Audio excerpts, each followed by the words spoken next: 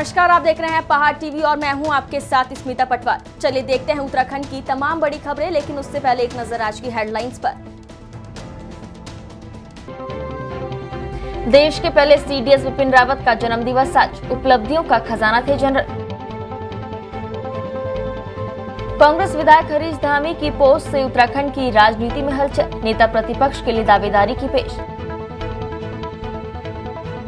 मसूरी नगर पालिका परिषद कर्मचारी संघ ने पालिका कर्मचारियों की अनदेखी को लेकर पालिका अध्यक्ष को 8 सूत्रीय मांगों का सौंपा पत्र। 6 बच्चों की मां के साथ शादी का झांसा देकर 5 साल तक दुष्कर्म का आरोप, शिकायत दर्ज। मसूरी यमुना पेयजल योजना के कार्य में अव्यवस्थाओं को लेकर मुख्य सचिव ने चीफ इंजीनियरिंग जल निगम को लगाई फटकार। देश के पहले सीडीएस विपिन रावत का आज जन्म दिवस है। पिछले साल 8 दिसंबर को तमिलनाडु में हवाई दुर्घटना में सीडीएस जनरल विपिन रावत की मौत हो गई थी। जनरल विपिन रावत ने अपने सैन्य काल में देश की रक्षा के लिए कई बड़े निर्णय लिए थे। आज सीडीएस विपिन रावत हमारे बीच होते तो 65वां जन्म दिवस मनाते। साल 1978 से 8 दिसंबर 2021 तक उन्होंने लगातार देश की सेवा की थी। जनरल रावत का परिवार कई पीढ़ियों से भारतीय सेना में सेवाएं दे रहा था। आपको बता दें कि जन्म के साथ से ही विपिन रावत का पहाड़ों से गहरा नाता रहा था। शायद ये एक बड़ी वजह रही कि उनके इरादे चट्टानों की तरह मजबूत थे। विपिन रावत उत्तराखंड के पौड़ी गढ़वाल के रहने वाले थे। उनकी शुरुआती स्कूली पढ़ाई शिमला के एडवर्ड स्कूल में हुई। वो बचपन से ही चट्टानों और वादियों के बीच घिरे रहे थे। उनके पिता LS रावत भी सेना में बड़े अधिकारी थे। वे भारतीय सेना के डिप्टी चीफ के पद से रिटायर हुए थे। खानपुर के नगला बाईपास पर नवनिर्वाचित विधायक उमेश कुमार का काफिला नगला इमरती की ओर बढ़ रहा था। कानपुर विधायक उमेश कुमार की नजर अचानक सड़क दुर्घटना में घायलों पर पड़ी तो तुरंत उमेश कुमार अपनी गाड़ी से नीचे उतरे और घायलों का हालचाल जाना। यही नहीं, उमेश कुमार के द्वारा घायलों को खुद अपने हाथों से पानी भी पिलाया गया। कोटद्वार की विधायक ऋतु भूषण खंडूरी ने भारतीय सेना के प्रथम सीडीएस दिवंगत विपिन रावत की जयंती पर बेस अस्पताल में जाकर भर्ती मरीजों का हालचाल जाना और मरीजों और तीमारदारों को फल वितरण किए। इस मौके पर भारतीय जनता पार्टी के कार्यकर्ता भी उपस्थित रहे। विधायक ऋतु भूषण खंडूरी ने प्रदेश के समस्त जनता को होली की शुभकामनाएं देते हुए कहा कि आज सीडीएस विपिन रावत का जन्मदिन है, इसलिए हमने अस्पताल में भर्ती मरीजों का हालचाल जाना और अस्पताल की व्यवस्थाओं का जायजा भी लिया। आज मैं कोटद्वार के अस्पताल में आई थी और हम लोगों ने सब ने मिलके, मैंने और हमारी पूरी टीम, हमारे मंडल अध्यक्ष हैं, महामंत्री हैं विनोद रावत जी, हम सब ने मिलकर आज ये निर्णय किया कि जीत हुई है। अब उसके बाद ज़रा हॉस्पिटल जाया जाए और देखा जाए क्या स्थिति है, और साथ ही साथ कुछ फल वितरण भी हमने पेशेंट्स के साथ किया है। तो इसलिए मैं आज यहाँ पहुँची हूँ। जनरल रावत का आज जन्मदिन भी है, तो इस उपलक्ष्य पे हम लोग यहाँ पहुँचे हैं। मैम, आज होली भी है, क्या कहना चाहिए? देखिए, रंगों का त्यौहार है, हर्ष और उल्लास का त्यौहार है। मैं सारी उत्तराखंड की जनता और कोटद्वार की जनता को शुभकामनाएं देना चाहूँगी और आशा करूँगी कि इस रंगों के त्यौहार के बाद हमारे अंदर और ऊर्जा आएगी और अच्छा कार्य करेंगे, आगे चलकर और विकास करेंगे, ऐसी मेरी इच्छा है। और एक बार फिर मैं सभी को दोबारा से शुभकामनाएं देना चाहती हूँ। धन्यवाद। उत्तराखंड को शहीदों के सपनों का राज्य कहा जाता है। शहीदों के सम्मान के लिए बड़ी बड़ी बातें कही जाती है। उत्तराखंड के लिए अपने प्राणों को न्यौछावर कर देने वाले शहीदों का सम्मान सिर्फ 2 अक्टूबर रामपुर तिराहा कांड पर मात्र केवल अपनी राजनीति भुनाने के लिए किया जाता है। ऐसे ही राजनीतिक लोगों को वरिष्ठ पत्रकार उमेश कुमार ने विधायक बनते ही आईना दिखाने का बड़ा काम किया है। शहीदों की शहादत को सम्मान देने के लिए उमेश कुमार उत्तराखंड के ऐसे पहले नेता हैं जो विधायक बनते ही जनता सेवा में जाने से पहले सीधा रामपुर तिराहा शहीद स्मारक पहुंचे और शहीदों को हाथ जोड़कर नमन कर श्रद्धांजलि दी। उत्तराखंड के नेता जीत के बाद जहां अभी तक अपनी जीत का जश्न मना रहे हैं, तो वहीं उमेश कुमार ने शहीद स्मारक से अपनी राजनीतिक शुरुआत शहीद स्मारक पहुंचकर की है। उमेश कुमार ने कहा है कि उत्तराखंड राज्य इन शहीदों के बलिदान से ही बना है, उन्हें कैसे भुलाया जा सकता है, हम इनके कर्जदार हैं। उन्होंने कहा कि उत्तराखंड राज्य निर्माण में अपने प्राण न्यौछावर करने वाले शहीदों का सम्मान अपने शरीर के खून की आखिरी बूंद तक करूंगा। पिछले कई वर्षों की भांति इस वर्ष भी प्रयास सेवा संस्थान और पूर्व विधायक रंजीत सिंह रावत की सैकड़ों की तादाद में होलियारों की टोली कलाकारों के साथ रामनगर पहुंची, जहां क्षेत्रवासियों ने उनका जोरदार स्वागत किया। वहीं कलाकारों ने होली के गीतों से दर्शकों को थिरकने पर मजबूर कर दिया। जहां पूर्व प्रदेश कार्यकारी सदस्य रंजीत सिंह रावत क्षेत्रवासियों से होली मिलन कार्यक्रम के तहत मिले, तो वहीं होली की सभी को शुभकामनाएं भी दी। अगर लॉकडाउन पीरियड को छोड़ दें कोरोना के पिछले साल के, तो ये 2004 से होली लगातार आयोजित की जा रही है और पिछले 6-7 साल से रामनगर में भी आ रही है। ये हमारी सांस्कृतिक विधा है जो हमारे पूर्वजों ने हमको दी, तो हमारी जिम्मेदारी बनती है कि हम अपने नई पीढ़ी को अपनी सांस्कृतिक धरोहर को सौंप के जाएं। यही प्रयास हमारी संस्था प्रयास सेवा संस्था का है कि हमारी सांस्कृतिक विरासतें फले फूलें और हमारी नई पीढ़ी उनको जाने, समझे और उसको अपनाए।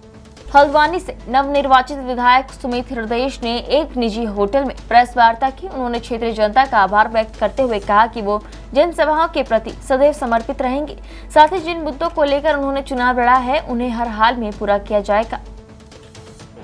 अनुकूल परिस्थितियों में और हल्द्वानी के विकास के लिए बहुत अच्छा एक अवसर था अगर कांग्रेस की सरकार बनती और मैं यहाँ से चुना जो गया हूँ, उस सरकार में हम लोग अपनी जिस भी हिस्सेदारी में काम कर पाते। लेकिन अब क्योंकि भारतीय जनता पार्टी के पक्ष में जनादेश आया जिसका हम सम्मान करते हैं, तो अब उसके हिसाब से हमें कार्य करना है। देखिए, हम कामों के प्रति संजीदगी भी रखेंगे और दबाव भी बनाएंगे।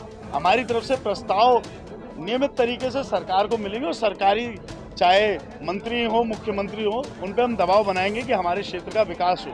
इन भारतीय जनता पार्टी की क्या मंशा रहेगी कुछ महीनों में साफ होगी। बयानबाजी जो चल रही है, बयानबाजी बहुत दुखदायी है और ये कठिन जो समय कांग्रेस का चल रहा है, इस पे मरहम लगाने की जगह थोड़ा सा इसमें परेशानी दे रही है। हमारे सब बड़े बुजुर्ग हैं, मैं तो उनसे निवेदन ही कर सकता हूं कि आप लोग आशीर्वाद अपने कार्यकर्ताओं पे बनाइए, मार्ग दिखाइए, मार्ग प्रशस्त करिए। और इस समय अगर कुछ दिनों सारे हमारे लोग 70 के 70 प्रत्याशियों को बुला के एक जगह मंथन शिविर करें और कुछ दिनों तक चुप्पी साध ले, तो जनता का जो जनादेश है उसको स्वीकार करने में और समझने में आसानी होगी। विधानसभा क्षेत्र धारचूला मुंसियारी के कांग्रेस विधायक हरीश धामी ने देहरादून पहुंचकर नेता प्रतिपक्ष पद के लिए दावेदारी पेश की है। वहीं धारचूला विधायक हरीश धामी का कहना है कि जिस तरह से भारतीय जनता पार्टी युवा नेतृत्व को आगे बढ़ा रही है, उसी तरह कांग्रेस को भी नेता प्रतिपक्ष के लिए मुझे मौका देना चाहिए। आपको बता दें कि पूर्व मुख्यमंत्री हरीश रावत के करीबी माने जाने वाले विधायक हरीश धामी के इस पोस्ट ने राजनीति में सनसनी मचा दी है। मसूरी में पेयजल योजना के तहत मसूरी माल रोड सहित कई क्षेत्रों में पेयजल लाइन डालने का कार्य अव्यवस्थित और धीमी गति से चल रहा है, जिसको लेकर मसूरी नगर पालिका परिषद के सभासदों ने विरोध शुरू कर दिया है। सभासद दर्शन रावत, जसबीर कौर, आरती अग्रवाल, मनीषा खरोला, कुलदीप रौछेला, नंदलाल सोनकर, जसोदा शर्मा मसूरी माल रोड ग्रीन चौक पहुंचे और जल निगम और ठेकेदार के खिलाफ आवाज बुलंद कर जमकर नारेबाजी की और सड़क को खोदने के काम को रुकवा दिया गया। इस मौके पर सभासद ने कहा कि जल निगम और ठेकेदार द्वारा पहले पूर्व में क्षतिग्रस्त सड़कों को ठीक कराया जाए, जिससे कि लोगों को हो रही परेशानी से राहत मिल सके। जी हाँ, माननीय मुख्य सचिव महोदय ने इसमें कल एक बैठक ली थी। काफ़ी गंभीरता से उन्होंने इस मैटर को लिया है, मसूरी पेयजल योजना को, क्योंकि ये स्कीम बहुत बड़ी है और ये टाइम बाउंड फेज में पूरी होनी है। और चूँकि साथ ही साथ मसूरी में पर्यटन सीजन भी शुरू हो गया है, तो पर्यटकों को कम से कम दिक्कतें आए, इस बात के लिए उन्होंने जल निगम को निर्देश दिए हैं कि आप फेज़ वाइज इसको करिए और कंप्लीट करिए, हाथों हाथ ब्लैक टॉप भी करिए, सड़क को चलने योग्य बनाइए। ये इसके लिए अब जल निगम इस पर तेज़ी से काम कर रहा है। शीघ्र ही ये प्रॉपर तरीके से काम इसमें स्टार्ट हो जाएगा। जनपद नैनीताल के मुख्य विकास अधिकारी डॉक्टर संदीप तिवारी की अध्यक्षता में विकास भवन सभागार भीमताल में अधिकारियों की बैठक आयोजित की गई। बैठक में जिला योजना, राज्य सेक्टर, केंद्र पोषित और 20 सूत्रीय योजनाओं की संबंधित अधिकारियों से वार्ता की गई। उन्होंने संबंधित विभागों के अधिकारियों को आवश्यक दिशा निर्देश देते हुए कहा कि मार्च से पूर्व उपयोगिता प्रमाण पत्र उपलब्ध कराना सुनिश्चित करें।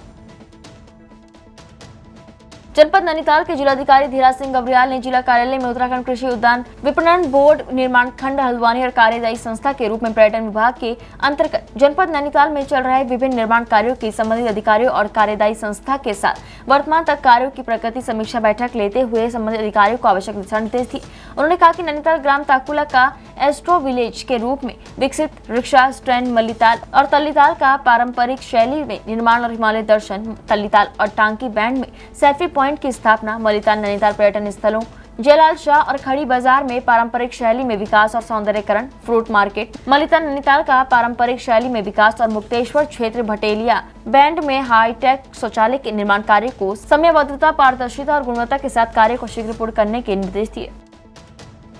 बागेश्वर जिले के हरिद्वार छीना में मोबाइल नेटवर्क न होने से ग्रामीणों को ज्वलन समस्या का आज भी सामना करना पड़ रहा है, जहां ग्रामीणों ने बताया कि वर्षों बीत जाने के बाद भी आज तक उनके क्षेत्र की समस्या का समाधान नहीं हो पाया है। जहां सरकार द्वारा बच्चों को पढ़ाई के लिए टैबलेट दिए जा रहे हैं, वही नेटवर्क समस्या होने से बच्चों को गाँव से अन्यंत्र क्षेत्र के जंगलों की ऊंचाइयों पर जाकर उक्त टैबलेट से पढ़ाई करने को मजबूर होना पड़ रहा है। वहीं एक और सरकार द्वारा डिजिटल इंडिया के तहत गाँव तक मोबाइल नेटवर्क की सुविधा जोड़ा जा रहा है। वहीं सीमार, हरिद्वार, छीना और बमराड़ी क्षेत्र आज भी इस मूलभूत सुविधा से वंचित है। ग्रामीणों ने सरकार से उनकी इस ज्वलन समस्या का जल्द से जल्द समाधान करने की मांग की है। तो मोबाइल की लगातार असुविधा है, क्या कुछ देखने को मिल रहा है, किस प्रकार की समस्या है? मोबाइल के नेटवर्क प्रॉपर आते नहीं है यहाँ। मोबाइल कनेक्टिविटी बिल्कुल कमज़ोर है। सिग्नल के लिए दूर दूर दराज जाना पड़ता है। और यहाँ पर जो भी बच्चे हैं ऑनलाइन जो भी पढ़ाई करते हैं, टैब तो मिल चुके हैं सरकार से, लेकिन उन पे ना इंटरनेट की सुविधा है ना कुछ है। बच्चों को यहाँ से दूसरे गांव के लिए जाना पड़ता है, जहाँ से वो अपना इंटरनेट चालू कर पाते हैं। यहाँ पर ये नेटवर्क की सबसे बड़ी प्रॉब्लम है। मोबाइल की असुविधा, मोबाइल तो बहुत असुविधा है। कह रहा हूँ, जो आप कॉल करना चाहेंगे, किसी गर्भवती की बात छिड़े, आपने बोला अभी कॉल करे तो कहाँ 108 कहाँ क्या, अब उसको कहाँ, चलो वाहन वाले ही गा दें, कभी हो ना कभी घर में कोई टैक्सी वाले भी आएगा बंदे, कभी कोई होते हैं कभी नहीं होते हैं, कोई दिक्कत। अच्छा, इमरजेंसी है कहने का मतलब नेटवर्किंग से लो।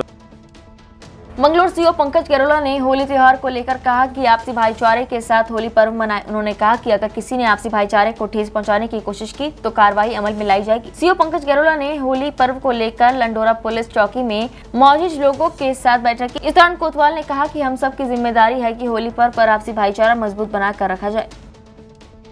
आगामी होली का त्यौहार आ रहा है, तो उसके संबंध में ये हमारी जो CLG मेंबर्स हैं उनके साथ हमने बैठक करी है, जिसमें उनसे चर्चा की गई होली का त्यौहार शांतिपूर्ण संपन्न कराया जाए। होलिका दहन के दिन शब रात का त्यौहार भी है, इस संबंध में भी उन सबसे चर्चा। कोई किसी तरह की कोई परेशानी, किसी ने कोई शिकायत? किसी ने इसमें अभी तक कहीं से किसी के द्वारा कोई परेशानी या शिकायत नहीं की गई, और जो पुलिस प्रबंध हैं वो पर्याप्त रूप से किए गए हैं। होली के दिन यदि कोई हुड़दंग करेगा तो जो सख्त से सख्त कार्रवाई की। सर, क्या कुछ संदेश देना चाहेंगे होली के त्यौहार को लेकर लोग? होली का त्यौहार शांतिपूर्वक मनाया जाए, उसमें नशे का प्रयोग न करें। अब मेरा तो यही कहना है कि होली जो एक उसका त्यौहार है, रंगों का त्यौहार है, तो रंगों से बचे।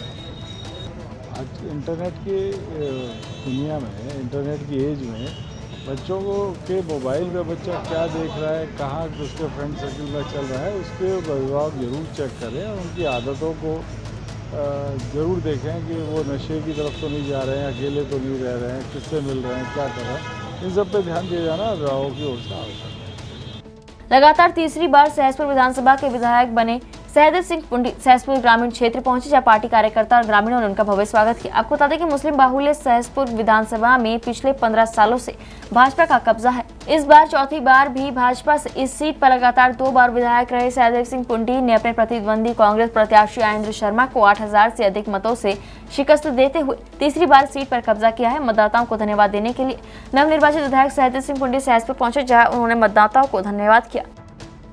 आगामी चारधाम यात्रा तैयारियों की समीक्षा करते हुए उत्तरकाशी जिलाधिकारी मयूर दीक्षित ने यात्रा से जुड़े सभी विभागीय अधिकारियों को जरूरी दिशा निर्देश दिए। जिलाधिकारी ने यात्रा से पूर्व पैदल मार्ग को सुव्यवस्थित और सुरक्षित बनाने के निर्देश संबंधित अधिकारियों को दिए। जानकी चट्टी से यमुनोत्री पैदल मार्ग पर घोड़ा खच्चर लीद की सफाई की परस्पर व्यवस्था सुनिश्चित करने के साथ ही जिला पंचायत को हर पेज पर लीद सफाई के लिए स्पेशल सफाई कर्मी की नियुक्ति करने के निर्देश दिए। जिलाधिकारी ने सड़क मार्ग को लेकर नेशनल हाईवे, BRO और लोक निर्माण विभाग को गड्ढे मुक्त सड़क बनाने के निर्देश दिए। नगर पालिका परिषद कर्मचारी संघ मसूरी ने मसूरी नगर पालिका परिषद के सभागार में बैठक का आयोजन किया, जिसमें उनके द्वारा नगर पालिका प्रशासन और जनप्रतिनिधियों के द्वारा कर्मचारियों के साथ किए गए भेदभाव के बारे में जमकर विरोध किया गया। बैठक में मसूरी नगर पालिका कर्मचारी संघ के अध्यक्ष महावीर राणा ने बताया कि जब से वर्तमान नगर पालिका बोर्ड का गठन हुआ है, नगर पालिका कर्मचारियों की अनदेखी की जा रही है। उन्होंने कहा कि नगर पालिका कर्मचारियों के आवास के हाल बदहाल हैं, लेकिन कई बार कर्मचारियों के द्वारा नगर पालिका अध्यक्ष और सभासद से उनके आवासों की मरम्मत कराने की मांग की गई है, लेकिन कोई इस ओर ध्यान देने को तैयार नहीं है, जिससे कर्मचारियों में भारी रोष व्याप्त है।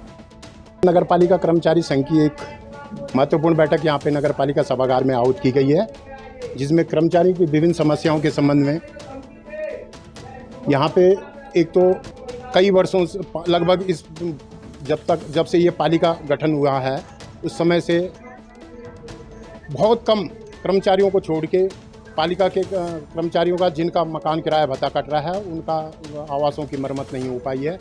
दूसरा, परमानेंट कर्मचारियों को बहुतों को पैदल किया गया है। तीसरा, स्वास्थ्य अधिकारी जो यहाँ पे शासन द्वारा नियुक्त किए गए हैं उनके द्वारा कर्मचारियों का उत्पीड़न किया गया। 10-10, 12-12 कर्मचारी अपने घर में काम पे लगाए हुए हैं, जिस कारण कार्य भी बाधित हो रहा है। तो हम पालिका से माननीय अध्यक्ष जी से, अधिशासी अधिकारी महोदय से चाहेंगे कि वो अपने स्तर से देखें और कर्मचारियों का जो शोषण हो रहा है उसको बंद करें। माननीय आचार संहिता चल रही थी, अब हम माननीय अध्यक्ष महोदय से एक वार्ता करना चाहते हैं। अगर उन्होंने सकारात्मक रुख रखा कर्मचारी हित को, आज तक तो उन्होंने नहीं रखा है, लेकिन अगर आप उन्होंने सकारात्मक रुख कर्मचारी हितों के लिए रखा और कर्मचारियों की समस्याओं का समाधान किया तो बहुत हम उन्हें बधाई देंगे। लेकिन अगर कर्मचारियों के प्रति उनका यही उदासीन रवैया रहा, जिन कर्मचारियों के आवासों की मरम्मत नहीं हो रही है, कुछ कर्मचारियों को वैसी पैदल किया गया है, कुछ वैसी भटक रहे हैं, अगर उनको उसमें सुधार नहीं किया गया तो कर्मचारियों का एकमात्र हथियार होता है हड़ताल। पालिका प्रशासन को देखना है, कर्मचारियों को तो अपनी समस्याओं का निदान उसके लिए दबाव बनाना है। कोई टाइम बाउंड कराया आपने? नहीं, टाइम बाउंड आज हम वार्ता कर रहे हैं, उसके बाद हम माननीय अध्यक्ष महोदय से, अधिशासी अधिकारी महोदय से वार्ता करेंगे। अगर सकारात्मक रूप नहीं रहा तो 15 दिन का नोटिस देके हम अपना आंदोलन जारी करेंगे।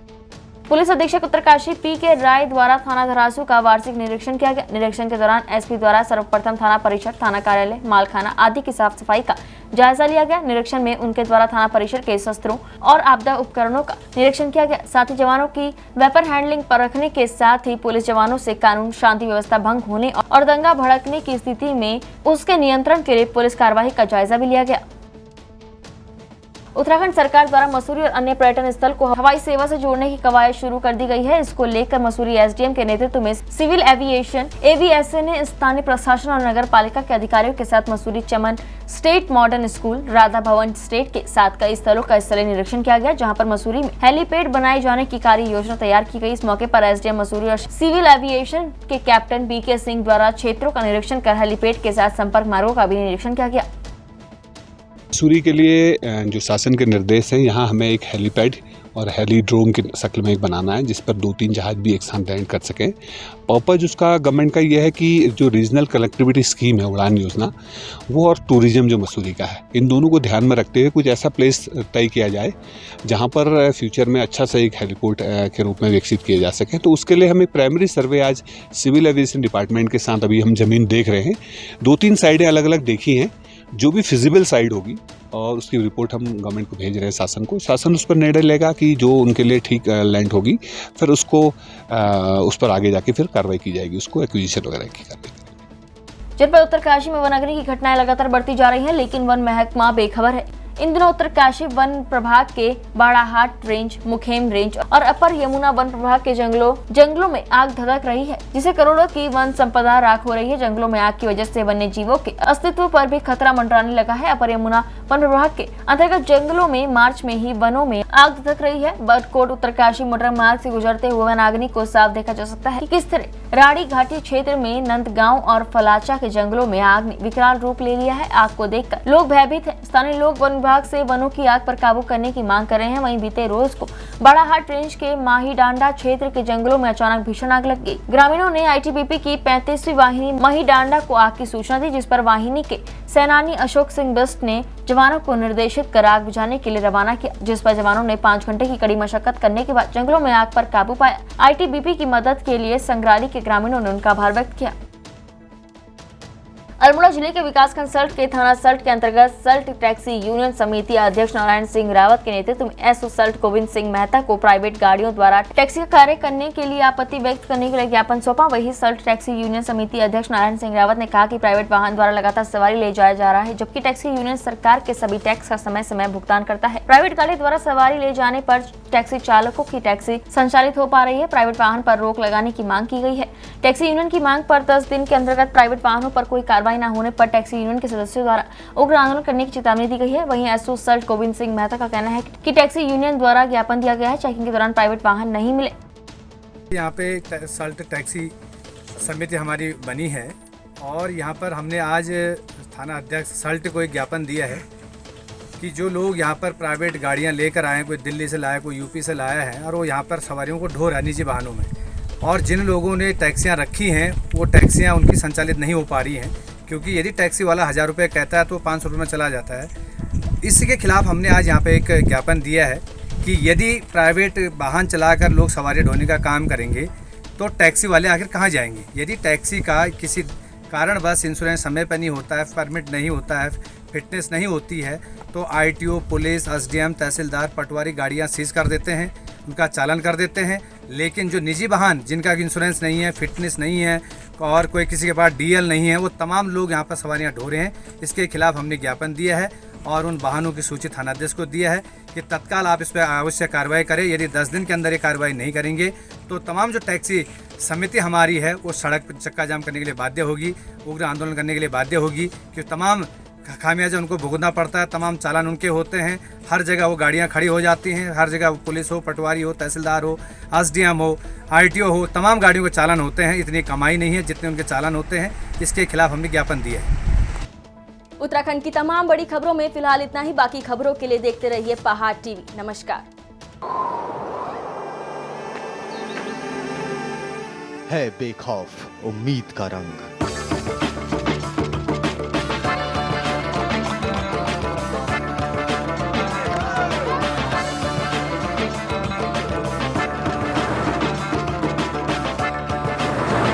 है आस्था भी।